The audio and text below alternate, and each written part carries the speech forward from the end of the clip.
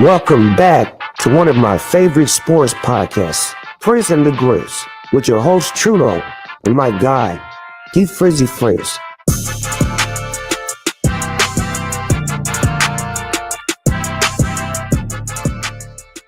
Hello and welcome back to Frizz and the Grizz. It's your boy Trudeau. Thank you for joining us live Monday, October 13th. You can catch us live on Facebook, YouTube, or Twitch. Check out that handle at @dfrizzy_Frizz5. on Twitch. Also, if you're only watching part of the show today, you can get the full recap, full episode tomorrow on podcast. Anywhere you go, Apple, Spotify is the best places, but we're everywhere. Great show for you today. I'm very excited, busting out the Orlando Magic gear because basketball season is around the corner. And at the back half of the show, we will be talking some hoops. First half, a lot of NFL stuff. So very diverse show. Very excited to have D here. D, by the way, speaking of basketball, you joining my fantasy league or what, buddy? See, you had to ask me that question instead of how I'm doing today. It's still up in the air. I'm still thinking about it. I'm not good with fantasy basketball by any means. How you doing, man? I'm doing very well, man. Very, very tired. Very busy weekend. A ton of work to do. Obviously, the birthday was on Friday, so it was a very busy weekend. Are you 40 yet? Oh my goodness, I'm closer to 40 than I am closer to 30, and it's weird to think that. But not quite 40 quite yet, but definitely peeking around the corner. Speaking of, hey man, I know there's some people watching on Twitch, and I'm wondering if they're like GBA people or whatnot. I have to say, with them being here and you being here, I think I know now why we are good at video games. Why's that? So I brought my daughter, trying to teach her the gaming, right? And a couple of years back, like 6-7 years back, I bought one of those little SNES Super Nintendo consoles they put back out. Yep. And I was showing her the Super Nintendo and we were trying to play it. And obviously she's 4, so she's not great at it. But I'm like, I'll play with you. Dog, those old games are fucking hard. Yes. Like, I got to level 5 of Donkey Kong and I'm having a hard time as an adult. I'm like, God damn, how I do this as a child? So I now understand how we honed our gaming skills at a young age, playing these old ass Super Nintendo, N64 games. Because back in the day, while there was only a few buttons, they really pushed you, man. Not only that, there was no mid-game saves. No. So, like, if you screwed up, if you're playing Metal Gear, you had to start all the way over from the beginning. If you're playing Mario, you go all the way back to the beginning of the level. Like, there's no, like, save points. As like, nowadays. Some of them have like mid-level save points. Some of them. I mean, do they? I don't remember, like, if you just said Donkey Kong, I feel like if you died in that, you'd go all the way back to the beginning. Same thing with Mario. Like, Sonic had some, sure, but like them levels are very quick. So like, did it really save you any time? Not really. But like, I feel like those games, because they were so difficult to just finish a specific level, it made it harder for you to finish the game, but made you even better at video gaming for these easier shit that we have nowadays, where everything is an autosave. Yeah, man. I just want to throw it out there that gaming back in the day was hard, and I got reacquainted with it this weekend. I'll agree with you on that one. Al actually played Jack and Daxter a couple of weeks ago. And that's her favorite game. And I was just sitting back and was like, dude, I don't know how the hell you're doing this, because I'm lost. Lost in the story mode, lost in the buttons that you push, but she was going crazy with it. It was actually pretty funny. And we broke out the Street Fighter 2, one of my favorites. So Street Fighter 1 or 2? 2 Turbo. Okay. Oh wow. Excuse me. My bad. Is it the one where you can beat up the car if you finish the level? Yeah. That's what I'm talking about. I like that. For the first fight, like, I just took it to my 4-year-old daughter and beat the hell out. I let her win a few afterwards. You look back and you're just like, yeah, I could be Colonel Guile or Ryu and Ken, and then you're like, nah, that dude that had like the Stretch Armstrong arms, like that was unbeatable. Yeah, like that dude sucks. Like, he's not good. Yeah, but like, if you can't get hit if you're so far away. You know what my favorite Street Fighter character is? Who? Chun-Li, Unstoppable. Yeah, she's nasty. She's nasty. Nasty. Give you that. Enough gaming. Time to talk some sports.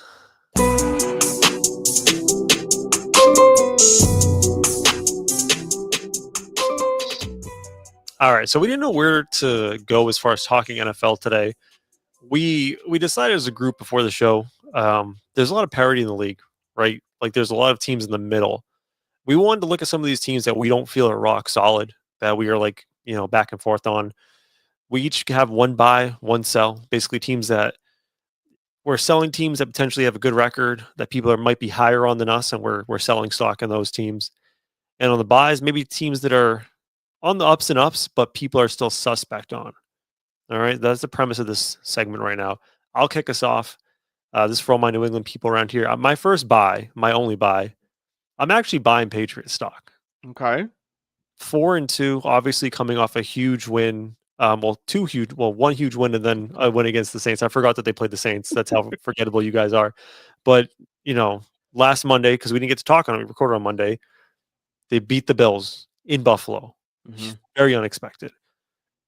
Took care of business with the Saints, sitting at 4-2. I'll tell you what I'm buying the Patriots. Two things. Number one, there are 2 losses on the season. The Steelers loss. Now, I know we'll talk Steelers potentially later. Steelers are sitting, actually, we're not. But the Steelers are sitting at 5-1 right now. Mm-hmm. The Patriots should have won that game 10 times over, right? Stupid, dumbass plays by the Patriots, turning the ball over, fumbling, bad penalties. Patriots could easily be 5-1. And then the only other loss, and every team has one of these every year, is a what the hell against the Raiders in week 1. Yes. But if you take those 2 losses out, this team has looked absolutely excellent, right? The 2 reasons I'm buying them is, number one, I believe in Drake May. Like, he's a dude. I don't think that you can question it at this point, right? He makes every throw in the books, athletic as hell. He can do almost everything you want on the football field. I think what you're seeing with the Patriots is that Josh McDaniels is a great OC, and it does take some time to find that chemistry between the quarterback, the play caller, what you want to do as an offense, what you want to be. And you're seeing the Patriots really morph into an identity offensively. So number one, I'm taking that uptrend. Number two, I had it in front of you a second ago. I can see if I still have it up. The schedule the rest of the year, oh my God, dude, absolute cakewalk. So after this week, they play the Titans next week, who just fired their coach. Yep. The Browns starting Dylan Gabriel. The Falcons, okay. Bucks tough. Then they have the likes of the Jets, the Bengals, the Jets again, the Dolphins. Like, this schedule is easy for the Patriots. Yeah, this team could, like, based on how I feel about them right now, this team could finish 11-6, no problem. And guess what? Right now, as we record, the Bills are losing by 2 touchdowns to the Falcons. The division's not out of the question, D. Yeah, I mean, it's weird because I think when we started the season, we talked about them having 7 wins. We were like, I feel like that's so far away for them. But the way that they started the season is going to help them get that, easily. I don't think we expected them to play as good as they do right now on the run game. You're talking about Drake May, which is perfectly fine. But they have 3 rushers, including their quarterback, that have 140 yards. Yeah, per over the last 6 games. Not saying that like they're going to get 150 per game, right? But that means that there's 3 different players that you have to account for in the run game, and we know how effective that's been in areas like Baltimore. I'm about to say Baltimore, where you have a mobile quarterback. I'm not calling him Lamar Jackson, but you have a mobile quarterback, and you have Trevion Henderson and Ramondre Stevenson. It makes the defense have to think. And that it makes it easy. And the Patriots invested in their offensive line. They got the guy, Will Campbell, to help protect Drake May. So it's not like he's taking unnecessary hits. So, yeah, I'm with you with the buying of the stock. I said that they weren't going to get to 8 wins this year because I thought that they had too many holes. But Stephon Diggs has stepped up on offense. Crap about Stephon. Yeah, because starting the season, Stephon looked like he wasn't even going to be on the team. Well, yeah, I was going to say, like, with Stephon, they really slow ramped him up because he just came off a torn Achilles, right? Mm-hmm. Or ACL injury, excuse me. ACL. And you're starting to see them utilize him much more. And if you want to develop a quarterback, Stephon Diggs is your guy, right? Yes. They bring him into Buffalo to help out Josh Allen, and Josh Allen takes a leap forward. He helped elevate the likes of Kirk Cousins when he was in Minnesota. And now you're seeing this happen with Drake May. Like, I love the trajectory of this team right now. Yeah, they look good, and they got. Everybody wants to talk about who's wide receiver right? LSU or Ohio State. A lot of people forgot how good Kayshon Boutte was at LSU because of the names of Brian Thomas Jr. Because of, my apologies, the dude that just tore his ACL, unfortunately, in New York, Malik Neighbors. Like Justin Jefferson, Jamar Chase, you got these guys that, like, as soon as they got on the team, they were superstars, right? Kayshon Boutte has been on the Patriots who flipped quarterbacks, who have changed coaches, have changed offensive coordinators, brought in players, removed players. He's been in and out for injury. He's a guy. Like, he's a product of LSU, and he's showing it this season Well, what I'm saying is he's showing it this season that I he can know. help a quarterback just like any of those dogs that you have. He's not Justin, but he's not. He's making the right plays right now. And this previous game that they just had against the Saints, like he showed it. He showed that he could be that guy also alongside of Stephon Diggs. I think the interesting thing with Drake May is I think the conversation's still open as far as 2024, and you're going to get mad at me, 2024 draft class, who's the best quarterback coming out? Because there was 3 guys at the top, right? Drake May, um, excuse me. Jaden Daniels, just Caleb Jaden, Williams. yeah, Caleb Williams, Jaden Daniels. Like Jaden had an awesome rookie of the year. Mhm. But it's a long career. Like I don't know the totality of JD's career, right? Drake May had an awful start because it was a shitty situation. Terrible. He's trending up, and honestly, it could be any 3 of these guys is like, oh wow, this was the best quarterback in the class, and they all 3 could be excellent, like Pro Bowler quarterbacks the next coming years. They all have the potential. We've seen the flash. I think right now, if there's a measuring stick for it, it would be JD, Drake May, That's fine. Caleb. But I don't see that being a problem, right? And I think those 3, I would take more than almost half of the NFL in starting quarterbacks right now because at least you know what they can bring to the table. Yeah, I mean, the Patriots seem to have nailed the hardest thing is getting that franchise quarterback, and I'm sold on Drake May at this point. Like I think he's I don't like to agree with anything regarding the Patriots, but I will respect the game and say that he looks good. He made a throw this weekend that I was like, good God. All right, bro, if you can make that type of throw into the sideline, like good for you. So no, that was against the Bills. It was 2 weeks ago because we didn't get to talk about it. He made a pass to Stephon Diggs, like rolling right, 40 yards down the right sideline, caught on the sideline, 2 feet in. I was like, that's a throw right there. And I think one of the most impressive things about Drake May, he throws with great touch. Like he can level the ball right over defenders, and only a handful of elite quarterbacks can do that. So he has those elite traits. All right, so that was my buy. Your first buy, your only buy. I don't know why I keep first because we're only doing one each. You want to buy Buccaneers, which I loved that suggestion. Yeah, so I'm on the Baker Mayfield hype train, and I'll make my case in point after this. But I think what the Bucs are doing is carrying the momentum that they had from last season, even with the injuries. Baker Mayfield is becoming a guy that can hold his own with deficiencies on the team. Meaning, even if they don't have a running game, you go, oh, they got Baker Mayfield. They got injured wide receivers. You go, oh, that's okay. They got Baker Mayfield. Their defense isn't that great. It's playing good, but it's not like the Bucs defense that was winning Super Bowls. And now you go, well, you got Baker Mayfield. You know what I'm saying? Like he's becoming that guy that is covering up issues that you have on a team because he's playing effectively, efficiently, and he knows, all right, this is the time where I need to make a play. And that's a guy that I want leading my team, where it doesn't matter if he's got, we were talking about Emeka Ibuka becoming Rookie of the Year. He's out for injury. Guess who comes in and out of nowhere catches a 60-yard receiving touchdown? Tez Johnson, another rookie that we have no idea who he is. But like Baker isn't out there force feeding just a specific guy. He's throwing it to the wide open receiver, right? Like your coaching staff, I don't know who the offensive coordinator is. I'm sorry, but I forget the head coach's name. But like your staff is putting him in this team in the proper positions to take down the likes of teams that they have this season. I think this win against the 49ers just puts a stamp of approval of like, I think the Bucs are here. There wasn't 2 years ago was like, oh, it's the Baker Mayfield like rejuvenation party. Last year was, oh, these guys can play for real. And like if they didn't play the Rams in the playoffs, like they might have went on a run. Now you're looking at it and go, well, damn, the Eagles ain't like what they used to. The Lions just lost. They just beat the 49ers. That means that they are technically the top dogs in the NFC right now. Like, get these guys, get some health and see what happens. You get Bucky Irvin back. You get your Rashad White is running as a secondary, running back now. You get Mike Evans when he's healthy. Chris Godwin, if he comes back, like, and then Emeka Ibuka, like you have a solid team that's 5-1 right now, even with the injuries. Yeah, I love that as a buy. And I think it's an appropriate buy, right? 5-1, you might say, well, that's a good record. Like, why would you think you're buying that? But I think it's a buy because people are still suspect.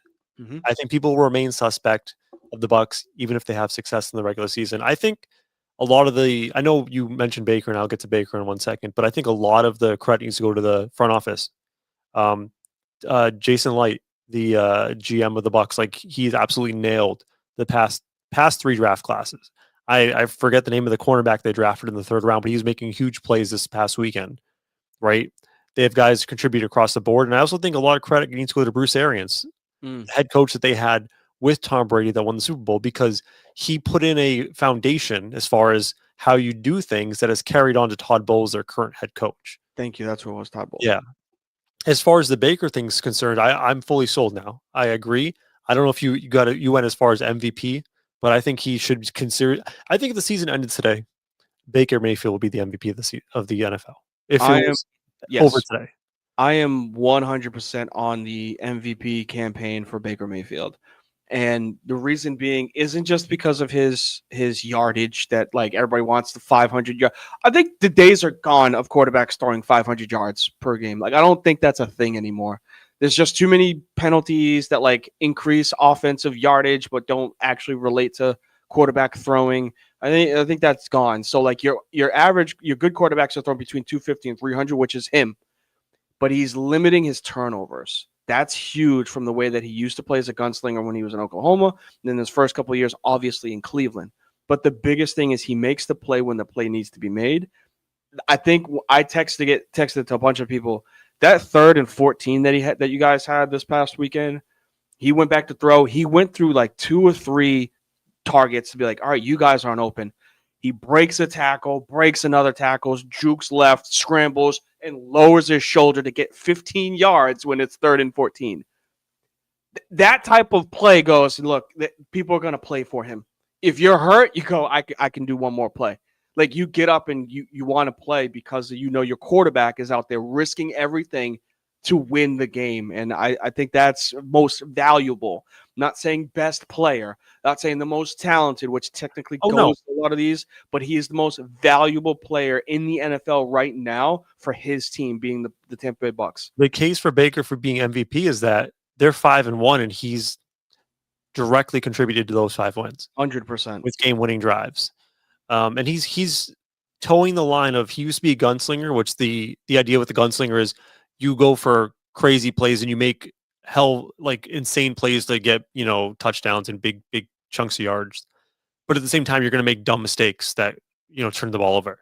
There's a game manager who won't go for those high level plays, but they'll be safe.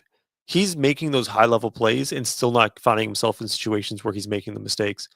And I'm sold on Baker from this perspective too, because when year 1 happened, the resurgence, we said, oh man, like this offensive coordinator must be a fucking genius. Dave Canales, let's give him a head coach job with the Panthers. Okay. They're bringing Liam Cohen as the offensive coordinator. Still success. This guy must be a fucking genius. Like, let's get him a job with the Jaguars. Cool. All right. They bring in a 3rd offensive coordinator. They're still awesome. Well, it must be the skill players. Oh, wait. You lost Mike Evans. You lost Chris Godwin. You lost Mecca Ibuka. You lost Bucky Irvin. He's still awesome. Like, he's passed all the checks. Like, you cannot say it's not Baker at this point. At some point, we need to sit back and go, he's a number 1 overall pick because he's playing like a number 1 overall pick. And sometimes it may take a while for this to actually happen. A lot of the times, it's the organizations that you go to that screw you over. And he's proving like, look, I just needed a chance. I needed a chance with the organization that believed in me, and look at what he's doing. So good for him. I really would say that he is the MVP. As of right now, week 6 going into week 7 for the NFL, he would be my MVP candidate. There's not many teams, and just to hit the last thing on the bye thing, if you really think about it, erase the names of in biases out of your head of other teams and the guys that play for them. There might be just 1 or 2 teams that you feel more confident could go all the way this year at this point in the season than the Buccaneers. Yeah, I'm with you on that one. There's a lot of parity. We've already talked about it. There's no top dog in the NFL, but I don't know if I said it here or if I said it prior to the show going, but the Eagles are trending down. If you look at just the division leaders in the conference, the Eagles are trending down. The Lions just lost to the Chiefs pretty handedly too, they're not even 100%. And the Lions are pretty much 100%. And then you got the 49ers, who they just beat at home in Candlestick. So, like, they look good. They look really good. And I would say, I'm not going to call them a Super Bowl champion right now, but they are the strongest team in the NFC right now. I'm with you on that. All right, I want to go to my first sell, which was going to be a controversial one. I'm selling some Eagle stock. Hear me out, defending Super Bowl champions. I know I'm going to get a lot of slack for this one. How I'm selling on the Eagles. 4-2, good record. That's awesome. I said coming into the season, the Eagles have absolutely taken a step back. They are not the juggernaut roster they were in the 2024 season, right? 2024, 2025 season. Barely squeaked by the Cowboys again. Barely 3-point win against the Chiefs. Barely win against the Rams. You drop back-to-back games against the Broncos, and then inexplicably against a Giants team that we don't feel great about, right? I think they're susceptible as far as being run on. I think that's been shown, especially against the Giants. Okay? And secondarily to that, again, the vibes are so bad offensively. Last year, they could put their hat on, hey, we're going to hand it back, turn around, hand it off to 26, and Saquon's going to do his thing. I said in fantasy coming to the season, I was worried about the workload on Saquon, right? That offensive line is dinged up. Saquon does not seem to have the juice he had in prior years. You're off on that one. That part. As far as the passing game's concerned, it's the same old thing, man. AJ Brown's unhappy. I'm sure Devonta Smith, he's very quiet, but I'm sure he's not happy. The vibes are just not good with this Eagles team. And when vibes are bad, it's okay if you're winning. But when things start to get ugly and you drop games you shouldn't drop, those sorts of things boil over. And let's just not forget that their head coach, we all did not like him before he won the Super Bowl. And I still think there might be some skepticism around the organization about, is this guy actually a good coach, or did we just put together a hell of a roster last year? Yeah, so Sirianni is it's tough to really judge on how good of a coach he is, because he's got the grit to be a Philadelphia Eagle coach. Like, you have to have that type of attitude that he has. But the biggest factor and difference between this team this year and last year, you said it, but you kind of put it on Saquon's legs. It's not Saquon Barkley, it's the offensive line. They lost I think it was Lane Johnson, right? They lost their best offensive lineman this year and due to free agency. And then one of their better offensive linemen, they lost in the preseason. Injury. To injury. So, like, you're not flipping the best offensive line that you had last year and replacing, I think we talked about it on this show, like 66% of your offensive line is new. So, like, yeah, if you have that data, I think that changes the way that you run the ball. And if you can't run the ball, I'm sorry, AJ Brown and Devontae Smith, and I almost said Brent Selleck, Dallas. That's how far I just went back. Yeah, Dallas Goedert. Like that. Like, people are going to be like, well, look, we know that your offensive line is struggling. We don't need to pack the box to stop Saquon, because our line might just be better than your line now. Let's just make it so that he can't throw it. It's not like I'm looking at AJ Brown. I know you guys are going to say, well, he had this one pass that was wide open and he missed them. Shit happens, right? But, like, go look at the routes that you're seeing from AJ Brown. He's not, like, creating separation. So, like, you can demand the ball all you want to, but, like, you gotta give your quarterback a window. He can make an accurate throw, but in the event that he doesn't, look at what just happened in Miami, where Jalen Waddle was wide open and he threw it to him, hit his chest, but because there's people close to him, Jalen Waddle created an interception for Tua Tagovailoa. So, like, you're expecting your quarterback to put the pass on you every single time because you're not creating separation. So AJ Brown takes some accountability for that as well. Yes, he did miss you. I saw that, and everybody wanted to slow it down, put it in reverse, and say, look, AJ Brown's wide open. Look, you go be an NFL quarterback and make every single read perfect every single time. It's not possible. He missed them. But there are also times where he's looking for AJ Brown or Devontae Smith, and they're not creating the separation that's needed, and it comes down to him having to scramble for 4 yards because of it. Yeah, I mean, this Eagles team, to me, I'm selling them, but they still come off to me as a playoff team. I'm not saying they're not a playoff team.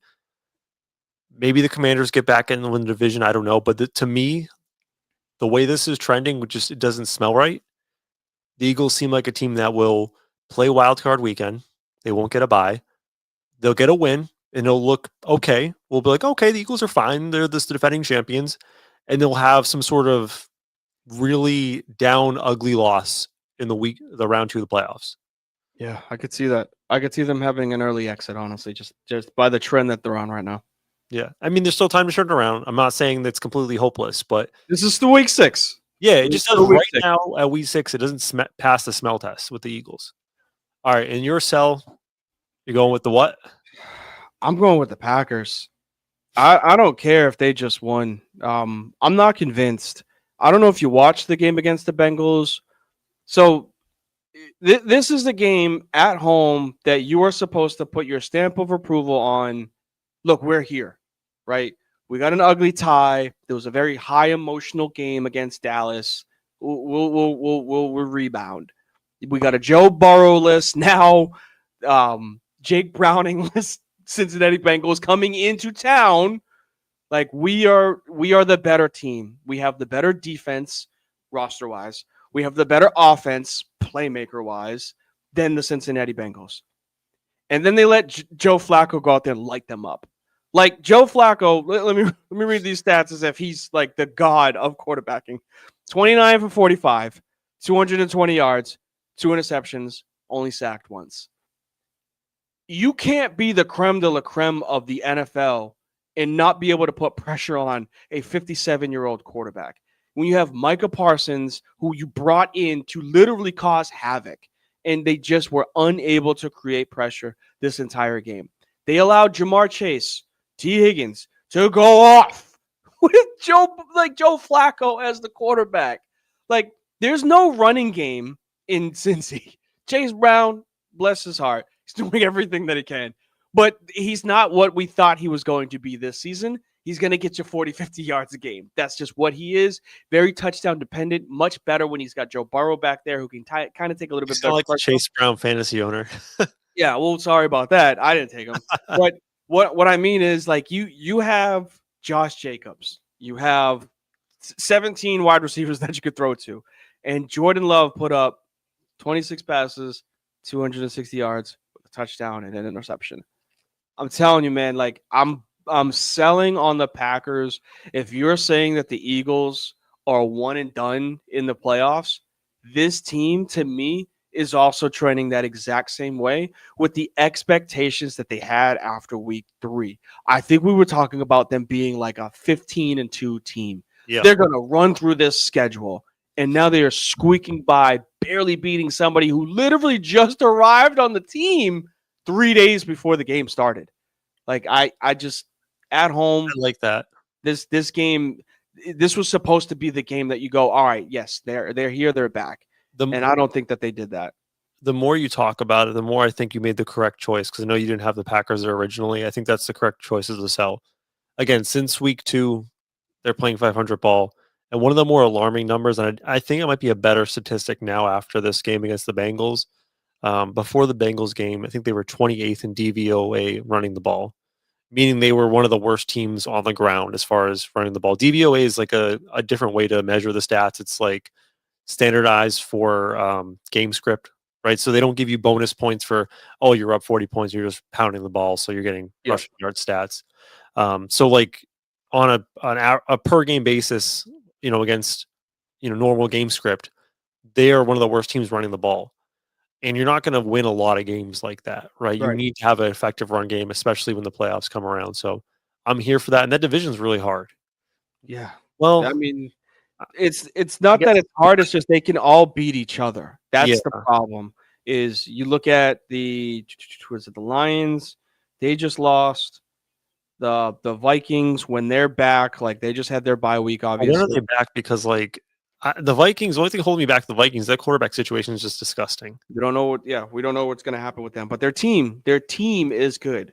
It just really depends on what you get from the quarterback. And by the way, one of my low key I was thinking about buying is I like the Bears where they're going right now. I know that might be controversial, but I think with Ben Johnson coming in again, we talked about new offensive coordinator, new offensive philosophy. I think you're seeing the Bears trend in the right direction. That's all I'm saying. I don't mind that because you're seeing what you wanted to see out of Caleb Williams. It just Yeah. sucks that it took until now, 3 head coaches and 6 offensive coordinators later for you to get that when you're not pinning it on Caleb Williams. You know what I'm saying? His start to his career is 99.9% not his fault. it's the Chicago Bears organization. And now that you have some stability with Ben Johnson and the way that he was able to make Jared Goff essentially an MVP candidate. I'm not saying he was the MVP, but you looked at it in like week 13 and 14 of last year and you go, my goodness, like look what the hell Jared Goff's doing. He's getting the best out of Caleb Williams for him to make the right decision. So yeah, I would say that that's not quite a buying of a stock, but trending upwards right now. All right. I'm excited. You want to do some NBA Oh, stuff? you want to talk basketball, huh? I love basketball, man. Let's do it.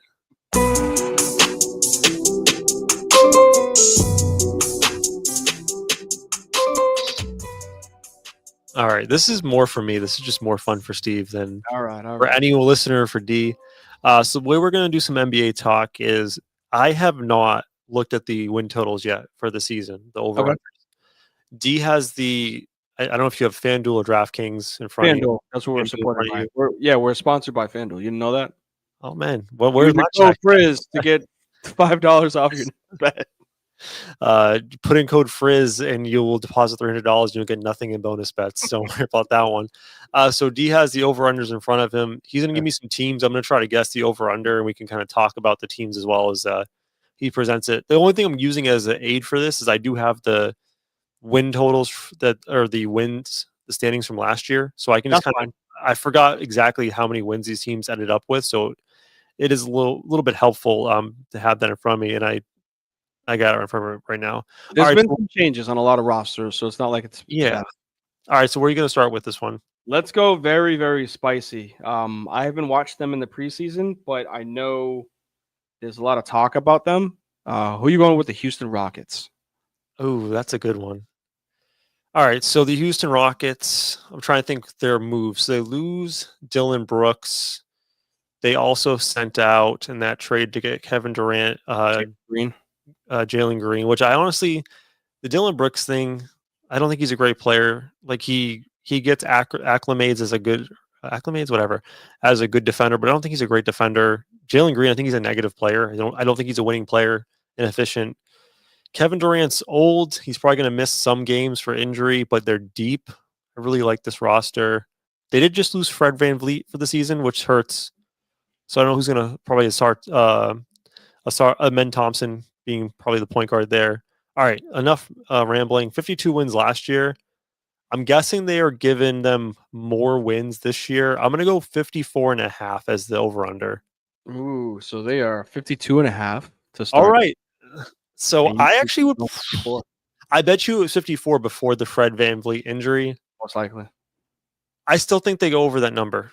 I know the West is 54 wins. I think they can get 53 wins. 52.5 was the Vegas number. I think they go over that. I don't mind that. I think they're starting Reed according to what I'm looking at, they're starting Reed Shepherd. Okay. We'll see how that goes. But yeah, you got a very deep roster, even with Kevin Durant, potentially missing some games because of his age. Just reading off the starting lineup, you got Reed, Amon, Durant, Jabari Smith, and Şengün. Coming off of the bench to spell those guys, Dorian Finney-Smith, Steven Adams, Clint Capella, Tari Eason. That's a good team, man. That's deep. That's depth. And even if you're not expecting to get your 30 points from Kevin Durant, these young guys, we've seen Alfred Şengün lead the team, right? And Amon Thompson took a huge step forward. It's his team now. It's not Jalen Green's, right? Jalen Green is no longer there. Amon Thompson is going to become the number one guy or outside of Kevin Durant when it comes to best player on your team. We know how good Tari Eason can be, obviously, off of the bench, and then you still got Jabari Smith. So, yeah, I don't mind if you're saying 54 wins, I think it's accomplishable because I think they have the ability to still be the best team in the West. That would be my guess, because even with Fred VanVleet, like, I know he's their point guard. He's going to handle a lot of the dribbling and getting assists, but like he was very inefficient last year. I think he shot somewhere around like 35, 36% from the field. So, and their biggest thing with the Rockets last year, right, was that we didn't feel like that team had a true closer. We saw against the Celtics and other teams, Amen Thompson be a closer, but they didn't have a true finisher. I think that will help them in close games this year. So I like the over there. Okay. All right. Second team with so much commotion going on in the East. I'm going to stay away from your Magic for right now. Okay. But this team kind of snuck in. What do you got for the Detroit Pistons? That's a good one. All right. So last year, let's look at the numbers from last year. They were 44 wins last year. Do they get better? Let's just think this through. They lost Jaden Ivey after about 2 months. He should be coming back. I don't know how he'll look. Do we think Cades takes another step forward? Probably, right? His young career. So we're going to bank on that. We like Jalen Duren. He's young. I think he's 22. Does he improve? Maybe. They lose Malik Beasley, right? Yes. They didn't re-sign him, but they bring in Duncan Robinson. Is he better than Malik Beasley? Yes. I would say it's a push. So they're projected for 44. They won 44 last year. The East is weaker in theory, but like there's a couple of good teams that are going to be contending. I'm gonna keep it actually there, 44.5. Okay. What's Opens at 46.5. So Okay. Vegas has them improving by 2.5 wins. 2.5 wins? That would mean if you have a good run, this Detroit Pistons team in the West could be a 50-win team. 50 wins last year. Sorry, I said West. In the East, 50 wins last season got you the 3 seed in the East. All right. Let me just think this through real quick. That's crazy to think I out can see loud. that. I can see that as the win total because we're saying the Celtics are going to be worse than they were last year. We're going to project the Pacers to have a couple more losses. So maybe a loss against the Celtics they had last year, a loss against the Pacers they had last year, flips the other way, and that's how you get to that win total. What was it? 46.5. Okay. I can. That seems reasonable. Maybe I'm too low on them. So those first two in the East and the West kind of helps me get my footing for like where we're going as far as the other teams. So that was helpful. I wanted to nail it right on. Yeah. All right. If that's the case, then this team is so Dr. Jekyll and Mr. Hyde. Are you going to go with the Sixers right now? No, I'm kind of out on them. But just with the additions that they have in, I'm gonna say, who do you got? What do you have for the Los Angeles Clippers? Ooh, yeah, that's a tough one. All right, let's talk about the changes. Right, help me out here. So they add in Bradley Beal. Yes, on a very cheap contract. They send out to Miami. Who was it? The 3-point shooter had the All-Star case last year. Oh my God. You're losing me. I'm not a Clippers fan. I see his face too. It's driving me crazy. I can try to look for you, but go ahead. Yeah, they lose their shooter. Starts with an H, I feel like, too. Norman Powell? Norman Powell, yeah. They lose Norman Powell. I don't know why I couldn't remember Norman's H. It's like that is not an H. I don't know why I was thinking H. So lose Norman Powell. They add in Brad Beal. I feel like that might be strangely an improvement. Right? I think Powell's probably a better 3-point shooter as far as percentages go. But with the addition of Beal, you get a little more ball handling, which you're going to say, well, they have Kawhi, they have Harden. Those guys won't play all 82 games. So they're going to need the addition of Beal. Other major roster moves, I think Trey Mann gets sent out last year, but that doesn't really mean anything. I think it really just it hinges on Kawhi's health. He's healthy coming to the season right now. Well, right? Let's injuries aside. Let's just say healthy all season. He's not going to be healthy all season, but Vegas is saying he's healthy right now. Okay, they're 50 wins last year. Let's see, the Rockets were 52.5. They're definitely not better than the Rockets. I'm going to say how much better did the West get? I'm going to say they're at 48.5. Ooh, you just missed. Was it 49.5? 49.5. I was thinking 49.5. I'm so pissed on that one. Just missed. Look, I look at this team. I would take the under, by the way, 49.5. What's that? I would take the under. I would bank on Kawhi missing significant portions of the season. You know, in theory, you're probably not wrong. Looking at this roster, I'm going, oh my goodness, they are. If they're healthy, this is an NBA champion. Always, if that's the problem with them, like They have. I wish this would. By the way, last year with now. 50 wins, Jim Harden. Jim Jim Harden, I don't think he missed many games. I think he was healthy most of the season. Yes, James Harden was very. He was on the court because there was people that wanted to crown him as MVP. My ESPN app just crashed as I'm getting ready to pull out their roster, so bear with me for a second. Yeah. As I was looking at this team, I was like, wow, they have some depth if they can. And the biggest thing with them is always going to be their health. But their starting lineup is Harden, Beal, Kawhi. I forgot they brought in John Collins. I forgot about John athletic Collins. swing. Yeah. And they got Zubac, right? But to spill Zubac, they brought in Brooke Lopez. That's true. They still got Nick.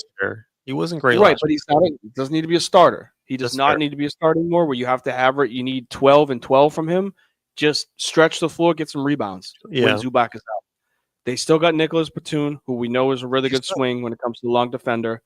They also brought in Bogdan Bogdanovic last year. They got some depth. Yeah. And I'm not saying that if Kawhi goes down, like they can make up for it with that depth. But if they stay healthy, this could be a 50-win, 52-win team. Like why not?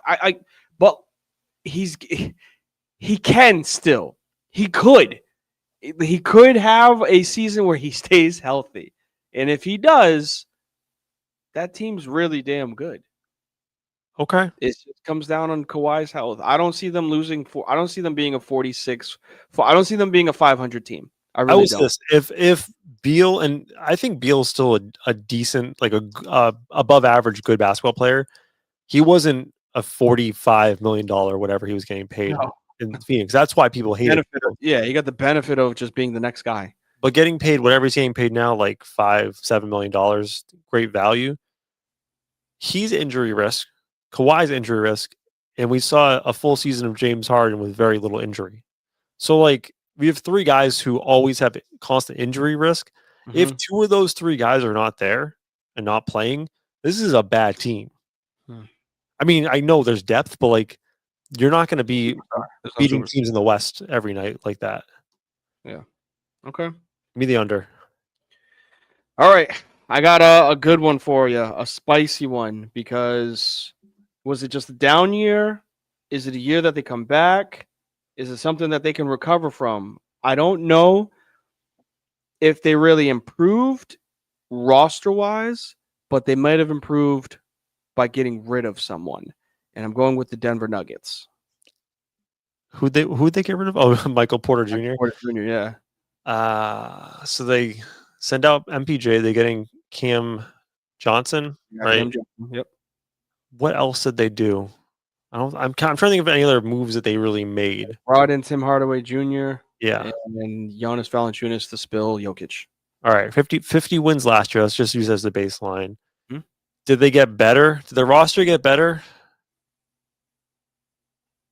Maybe. Or you're going to lose rebounding, but you have a little more defensive ability, apparently.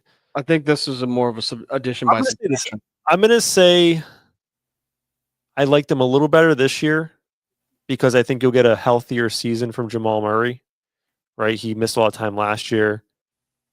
I'm never worried about Jokic's injury risk, right? He's never injured. 50 wins last year. I'm going to go with 51.5. Oh, you're just off with these. 50.5, 52.5? No, Vegas has them being damn near second best team in the West. 53.5 right now. Wow, okay. Yeah. They're saying they're going to finish with 54, 55 wins. That's crazy. I think it's possible. If the Cam Johnson thing goes as well as people hope it goes, I'm there with it. Yeah. But I think people are underrating some of the things that Michael Porter Jr. did bring. Like, he was still an excellent three-point shooter. He still was a good rebounder. Yeah. Right? And he could guard many positions, like bigger positions. He could guard up a little bit. I'm also worried, like we saw in the playoffs, Aaron Gordon's a really important part of that team. Yep. And he's also had injury risk the past several seasons. So, like, looks good right now. Yeah, he's good now. I'm not against it because I do love Jokic. But maybe we're also sleeping on how deep some of these Western teams could be. Actually, the West is, well, we'll see the Spurs be better this year, but like the West, The West isn't as deep as I thought it would be. Like, there's Yeah. a lot of teams that I'm not really buying. Yeah. Okay. Damn, All man. right. I'm so Let's do off two on these. more. Let's do two more. Okay. I don't want to do your Magic because you know everything about that team, so I can't. You're not going to Magic at all? Can't do it. Like, you know how good they are. Like, they're probably good. I don't. Without me looking, I would say that they're a 49.5 win team. I would probably go 49.5 too. That would be my guess. Because I'll here's look the right thing. now, but I don't. There's no need to do it because you're going to talk about them all season. I know that their win total last year was 47.5, and they had the year from hell. They finished with 41 wins. Vegas has them at 50.5. I mean, I wanted to say they were. I said 49.5 because I think they could be a 50-win team. I think they're a 50-win team. But I don't want to say that they're like a 52, 53-win team. I'm with you. A lot of wins. If I had, but that's a lot of wins. That's a lot of wins. And like, people are saying the East is down, but the East is down because the Celtics are not good this year. Well, the Celtics might still be a spicy team, but the Celtics are not the Celtics. Yes. And we lost Tyrese Halliburton. But like, there's a lot of teams that are going to compete hard this year because they think they have a chance. Like this, there's going to be less teams that just throw the cards in and say, fuck it. Well, here's the one that I wanted to give you from the East because you named a lot of teams that were out there. Give me the Bucks. Nope. We're going to stay away from them because I want to know how this team responds with Tibbs is gone, right? Oh, man. The Knicks. The New York Knicks. The team that is supposed to win the East this year. What do you think their win total is? Let's just talk about, first of all, wins last year with the Knicks, 51 wins. Okay. We have 4 changes with the Knicks. I'm just trying to think of their offseason moves. I don't think they changed any major pieces. They brought in some depth pieces. They brought in Jordan Clarkson. Okay, I mean those are helpful depth pieces that they didn't really have last year. They played a ton of minutes to their guys. Here's what I'm going to say. I don't believe in my heart of hearts that this is what they'll achieve the Knicks this year. I think they'll be underachieving, believe it or not. I'm going to say Vegas has them pegged at 54.5. You're off, man. You got to get on your game. A little bit back, 52.5 this year. I was going to say, I think they're actually more like a 50-win team. Yeah. And hear me out on my case with the Knicks is that they were a hell of a regular season team in the prior years with Tibbs because he plays his guys like 45 minutes a game, even though there's not that many minutes in a game. He probably makes them play after 48. What do you mean? Okay, he probably has them playing 52 minutes, 4 minutes being like doing wind sprints after the game. But yeah, I think you're getting a coaching change. I think it's going to be a weird start for this team too, because you bring in Mike Brown, who's more of a move the ball around type coach. And that's extremely different from what they've done in the past, right? With ball dominance with Jalen Brunson. Speaking of that, like I'm kind of like in fantasy basketball, I'm staying away from Brunson early in drafts because I don't think he'll be the same player he's been. Mm-hmm. Maybe I'm wrong, but if they do adapt the Mike Brown offense, like you'll see guys, some of these other guys like OG really take a step forward. You'll see Mikal Bridges take a step forward because you'll see the ball move. But I think this team is better positioned for the playoffs than they are to be a regular season win juggernaut. I'm surprised it's 52.5 only because, listen, if you've ever gambled, there's always a premium on the Lakers. There's a premium on Yankees. There's a premium on the Dodgers. There's a premium when you bet on the Knicks because people love those teams. So 52.5. I think that's a good number, though. I think it's a good number. All right, last one. Look, I might actually get in on this one. I want to get one right. We got a big injury, right? We understand that he might be out for a while. I understand that. Okay. But you also brought in the great hope, the main event. How are you going to give me my team and then not give me my team but give me your team? I'm not. Oh. Talking about? I thought you were giving me Lakers right now. No, I said the main event. I said the great hope, but not the great white hope. I said the main event. I thought you meant. We got a healthy when he's there. He's MVP like. But who do you feel about the Dallas Mavericks? Okay, the Dallas one's interesting. Yeah. You mean the great white hope? The second great white hope. I tried to give you a hint by saying the main event. Literally, that's his nickname, which is one of the craziest nicknames I have, being from Maine. It's hard because their last season win total was 39. Yeah, Right? but yeah, Yeah, but the thing with 39 wins is that we lost they were just playing scrubs for half the year. So where do I see the Mavericks in the West? Let me just think about this for 1 second so I can talk through this. I see the Mavericks as like a 7-8 seed, maybe, which means they're a playing team. The Rockets are probably a top 2 or 3 seed or 4 seed at 52 and a half. I'm assuming the top 4 seeds are all around 52 and a half. That means I'm guessing the Mavericks win total is probably around 43 and a half. like I said, I might take the over on this one. Vegas has them at 40.5 wins. Okay. So they have them pretty low. Very low. The reasons why I don't care if Kyrie's out. Kyrie's out, so D'Lo's the point, right? They're gonna have a very big team, Yes. right? They're gonna play very tall. I think the 40 and a half is just baking in how much injury risk do you want to take in with Anthony Davis. Right. Anthony Davis, the last 2 seasons, I believe, has played back-to-back 70 plus. Let me see. He missed a lot of games last year. There's no way he hit Sorry. I was thinking about the Lakers. My apologies. You are right. Yes. My apologies. Yeah. I think it just hinges on Anthony Davis. Like if you get 65 games of Anthony Davis, this will be a good team. If you don't, like there's not a ton else around, right? You still got your PJ Washington, you still have your Gafford, you still have your Lively, you have the Great White Hope, Cooper Flag. I didn't even say that. I said he's the main event. But yeah. So you would go over on this one, huh? Yeah, I think 40 and a half is low. I really do. What was the number on this? 40 and a half. 40 and a half? Yeah. I think that's low. I think Cooper's look good. Preseason, he's looked damn good. He looks like somebody that could get you 10 wins. Like himself. If there were, about the win shares numbers, and I think his play right now, alongside of, say what you want about D'Lo, like he'll get you some buckets.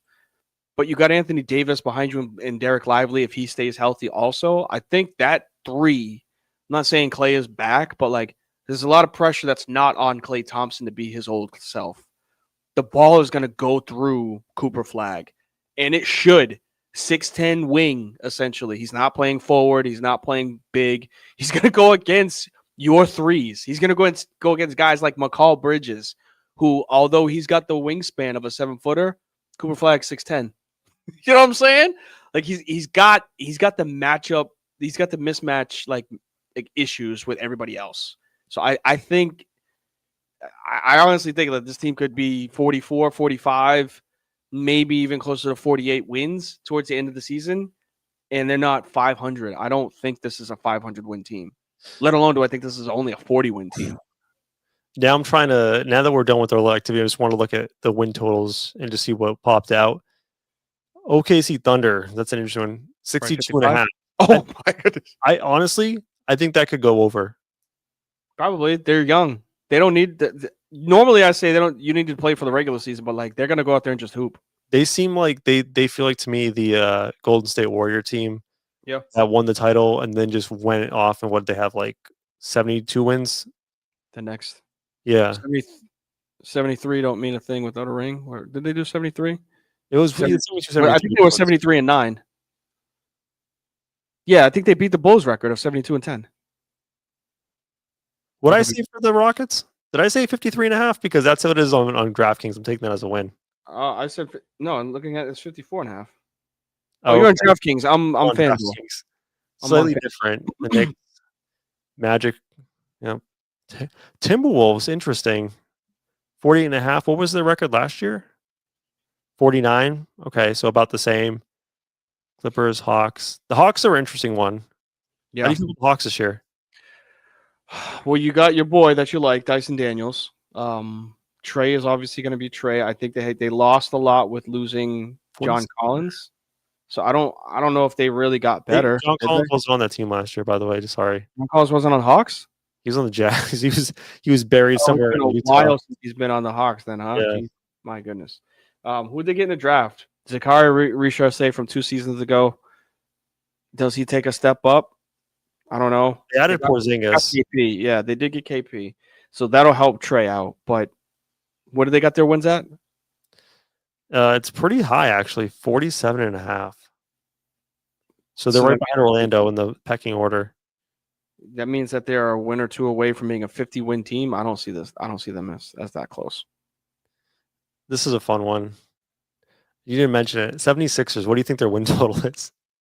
Oh my goodness. I mean, their entire team is still hurt. So 41.5. That's close. So you're good at this game. 42.5. Yeah. Yeah, they're still injured. I The wouldn't take process the is over. done. I would I never wouldn't. bet the over. No, I think they're going to miss the playoffs. I think they're going to be a sub 400, 500 team again. I don't trust that team at all. The process is done. I'm sorry for you, Joel Embiid fans. Whatever process you thought it was going to happen, all you did was sell off assets and get to the same spot that you were before you drafted, Joel Embiid. You ripped up your whole future. You had a great team that couldn't work multiple times. Kawhi Leonard kicked you out the playoffs. So, sorry. And you know what the team has the lowest win totals? The Hornets. The Jazz. Ugh, 18.5. yuck. And What's the Hornets? Well, for you, I can look 25.5. Okay. I got 26.5 over here. Okay. The craziest win total that like I'm curious to see how this ends up for this Wait, didn't team. Ace Bailey go to the Jazz? Yeah. Which he's a player who's going to need some time to develop. He's going to take some really bad shots to be inefficient. He's not going to lead to winning year one. This will just not to say he's a bad player. He just needs time to not mature as a player, not mature as a person. I sure haven't seen anything about him all preseason. He cooked last game. Did he? Yeah. I saw more about what's his name? Cooper Cup. Well, Cooper Flag. Yeah. Just the last thing, and I'm just interested in this team this year, the Pelicans. Ooh. And the reason why I'm interested is this.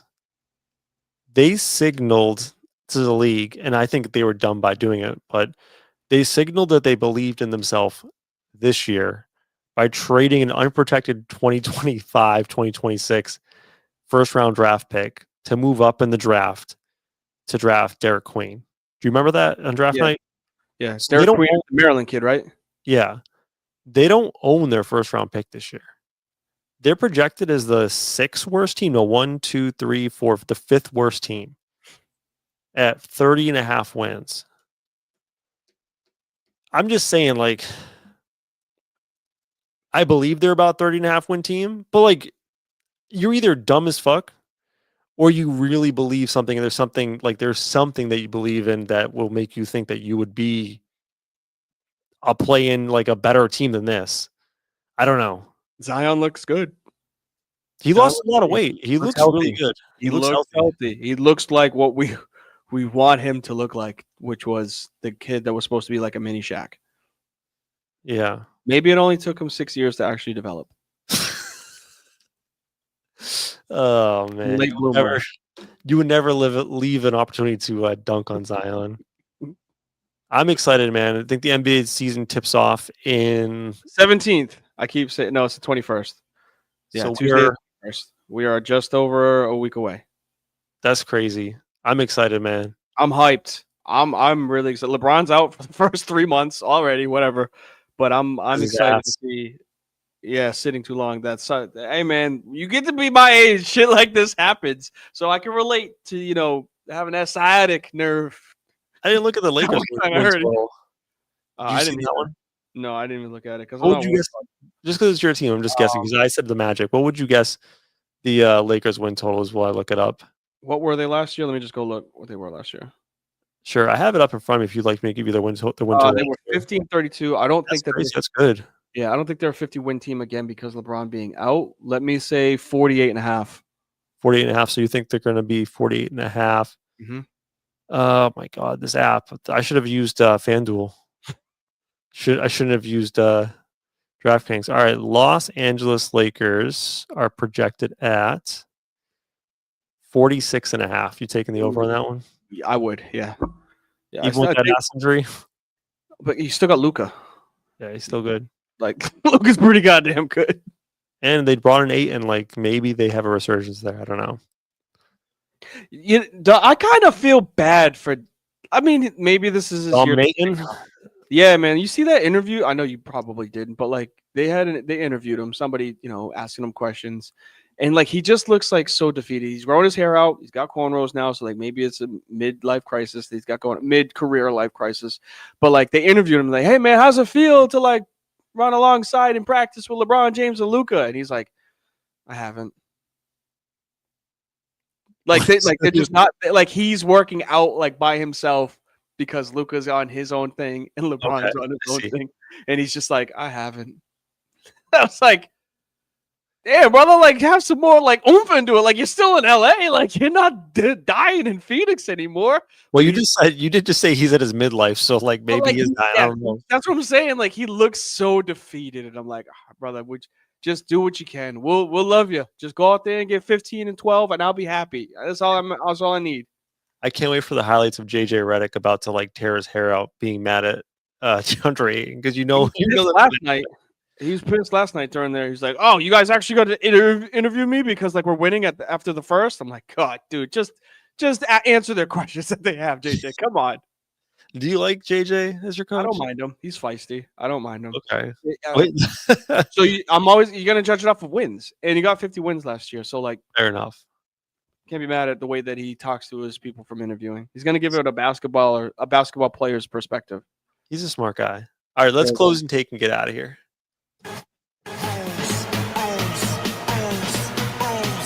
The show is coming to an end. But first, it's time to get to anything we've missed. It's closing time. 1 segment, 2 takes. Now go.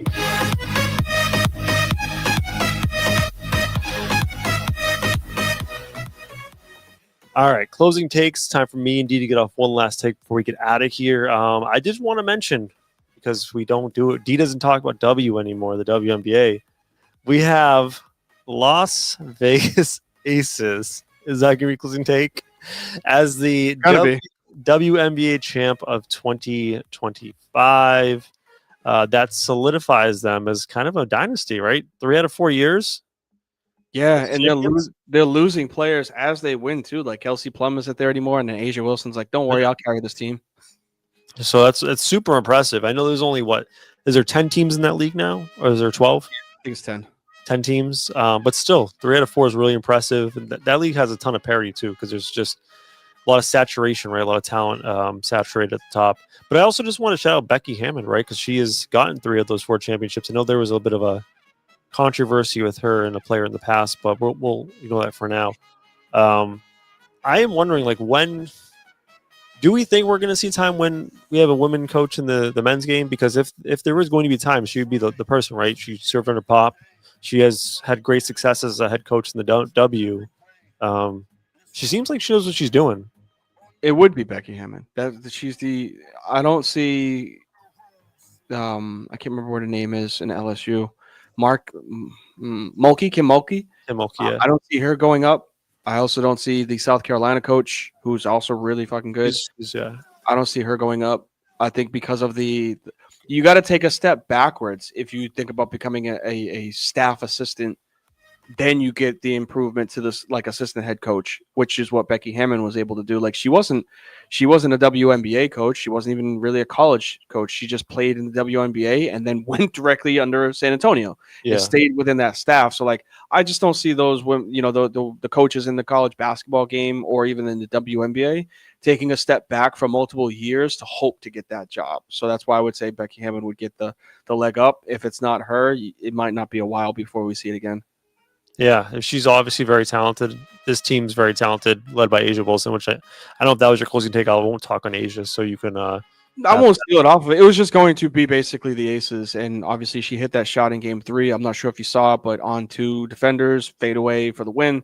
It was nasty, and then they blew them out in Game 4. It wasn't even a contest. So my hats off would have been just for the Las Vegas Aces winning the WNBA championship.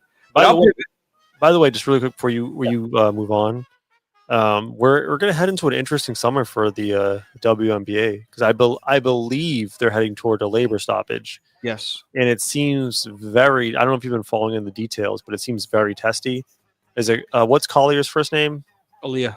Aaliyah Collier, like basically calling out the commissioner to her face and calling her out in public, more or less saying the commissioner has told her behind closed doors that like she only really cares about a handful of players in that league. And those Not a women, good look. yeah, I mean they don't make a lot too. So like, what do they got to lose, right? I think it's gonna get ugly. I wouldn't be surprised if we saw this season get delayed or pushed out, right? Because these women can also make money overseas if they want to. Well, there's also the Undisputed or undefeated. yes, What is it? Rivaled, unrivaled, Yeah. unrivaled. That league took off, so it's just 3-on-3. But like, women have the ability to make money in other ways outside of the WNBA. And we saw, I know, unfortunately, Brittany Griner had the whole issue outside of, but like, women will go overseas to play during the off season. And I don't even think like I don't want to. I want to properly represent what you said. You said the women have the ability to go make money elsewhere. I want to clarify that the men in the NBA have the ability to make money elsewhere, but they make so much money in the NBA that they don't want to jeopardize that bread. Mhm. The women are so underpaid, right? That they do. The WNBA. Say what you want about like, well, they only make X percentage of the revenue, whatever. They don't make a ton of money compared to other professional athletes. So yeah, they take the opportunities to get paid elsewhere. So they have less to lose. I think this is going to end ugly. And it's unfortunate because like they are on the up and up with some of these young rising stars.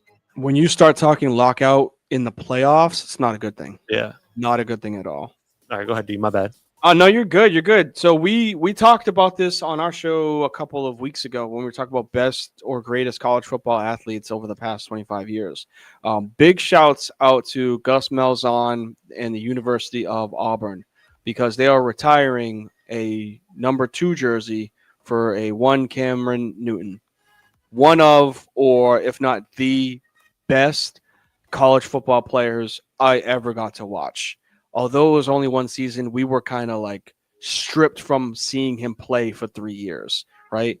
I don't think it would have been as mystique had he stayed in Florida after Tim Tebow, so on and so forth. But the season that he put on, carrying literally 55 players to an undefeated record, national championship, every offensive award that you could win as a quarterback, Heisman Trophy, Cam Newton had single-handedly and may go down as the best college football player in the history of the game. So it's amazing to see that the university steps back, and who cares about what you say about the fumble with Carolina and not falling on it, and his career, the way that it ended, so on and so forth, post injuries, his podcast. I don't care about none of that shit.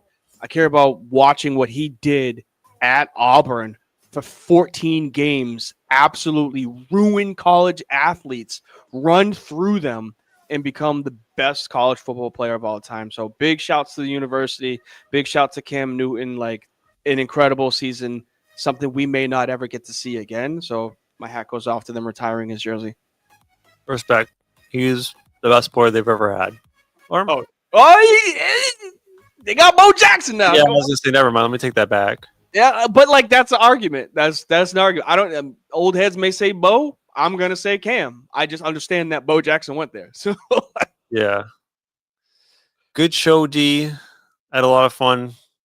Still don't know if you're enjoying my fantasy league yet. We'll find out later. We got time. We still got a week and a half. We draft tomorrow, so what's I'll sleep. What time tomorrow? Like 9. It's late. Maybe it's like 8. I gotta double check. Mm-hmm. Actually, what's tomorrow? We draft Wednesday. You have a day and a half. Cool. Yeah, let me do some intel and see what I can do. All right, I'll coach you through it, man. It's all good. I got you. All right, get us out of here, right, man? All right, we getting up out of here. Hey, we appreciate y'all being here, locking and loading in when it comes to talking as many sports as we possibly can. We're getting to that season. October is the best time of the year. We're about to kick off basketball. Football is full swing. College football got coaches leaving left and right. Baseball playoffs are here. The World Series is right around the corner. Even NHL hockey is around the corner. So we got a whole bunch of stuff going on in the month of October. So we appreciate y'all being in here. We're going to try to talk about as much as we possibly can. When have we ever talked NHL hockey? You never know. This could be the year that we talk about Ovechkin and Sid the Kid, that kid Connor McDavid that's up in New York. Like, there might be a time, a place. Bro, he's in Edmonton.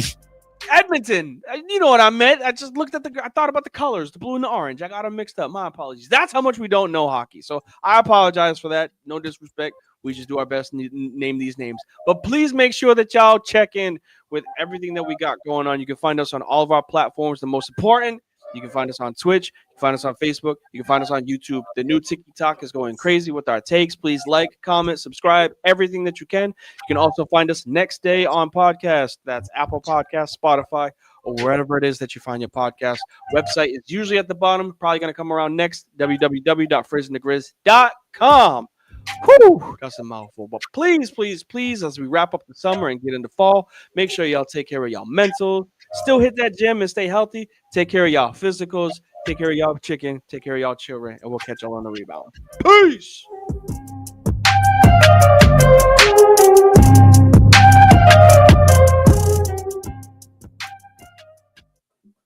They got a website that you can hire girlfriends for the day.